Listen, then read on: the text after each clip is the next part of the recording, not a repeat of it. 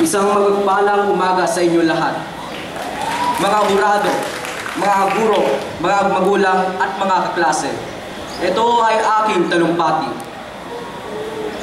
Ang mga kabataan ng bansa, tulad ng sinabi ni Dr. Rizal, ay pag-asa ng bayan. Sa makatuwid, dapat silang maging ulirang mamamayan ng bansa. Ako ay larawan ng makabagong kabataang Pilipino. Sa aking murang ugat ay nananalaytay ang dugong bughaw, marangal, magiliw, at mapagmahal sa Diyos. Sa aking diwa ay sariwang nakatala ang ginawang pakikihamok ng mga nauna sa akin.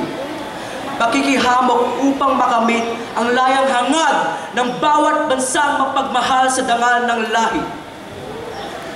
Sa aking gunita ay naroon ang hirap na tiniis ng maraming ina nang ang kanilang mga mahal ay maghandog ng buhay.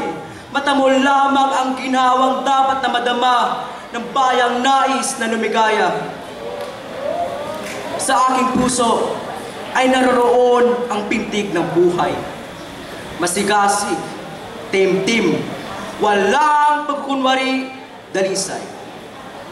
Ang aking mga bisig ay matipuno at hasa sa pagkikipaglaban, lalo na sa mga dayuhang nais na imurak sa banal na lupa ng ating bayan. Sa aking balat, nakatatak ang lupa.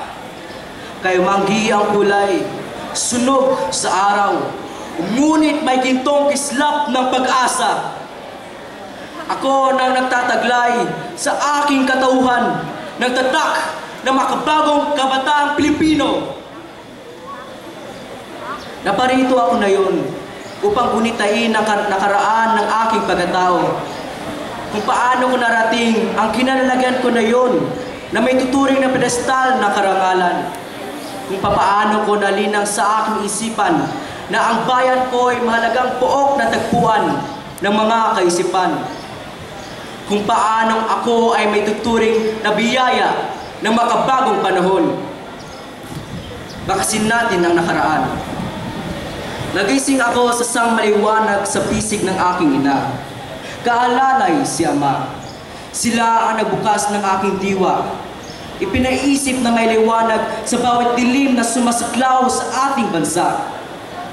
Maaaring mapalusog ang hanging tila mabagal sa pag-ibig. Mapayayaman ang kalikasan na simula ng buhay. Sa katauhan ni Ama, binuhay niya sa isip ko na siya bilang Ama ay namuhunan ng pawis, dugo at buhay upang kaming mga supling niya ay magkaroon ng puwang sa daigdig. Natuto siyang magmahal sa gawain. Nagbungkal siya ng lupa, nagpawis ng pagtitiis upang pagkatapos ay umani ng tagumpay para sa ating bayan. Napahalaga niya ng buong husay ang tik-tak na orasan na naging titis ng nagpagbabagong buhay tungo sa pag-unlad. Sa katauhan ni Ina, ginising niya sa puso ng kanyang mga supling ang pagmamahal sa may kapal. Pinilit na may kintal sa diwa ng kanyang mga supling ang kahalagahan ng pagtitipid. Pagtitipid di lamang ng oras at panahon, kundi maging ng pagod na siyang puhunan ng bawat nilalang upang magtagumpay. Sa katauhan ko bilang anak, pumayag ako nga ang aking isip ay makikiisa sa bawat sinisimulan ng aking ama't ina.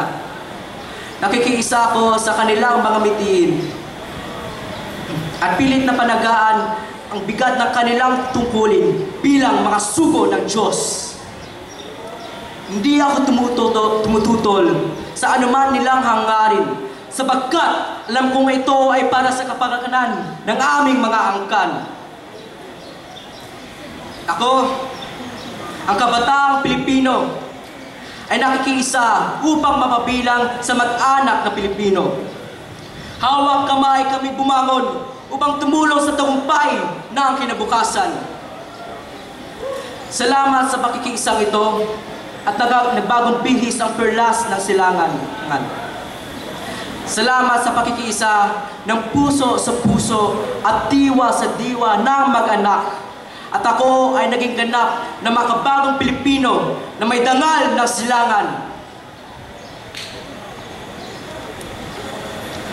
Ang aking pagparito ay dinawalan ng saysay.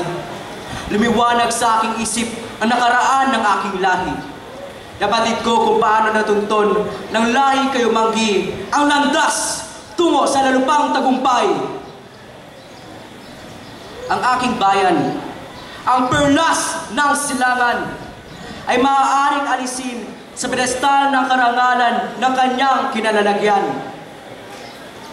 Ang aking Pilipinas ay laging makaiiwas sa pagdarahok at kahirapan hanggang kami, ako, ang makabagong kabataang Pilipino ay naririto upang bantayan ang yaman ng ating bansa. Sa kalagayan ito, buong pagmamalaki kong isisigaw sa apat na sulok ng daigdig. Ako, ang makabagong kabataang Pilipino, biyaya na makabagong panahon. Larawan na makabagong kabataan tungo sa pag-unlad. Sinulat ni Milagros T. Hernandez. Maraming salamat. Sunod, narito naman ang ating tatlong panahon.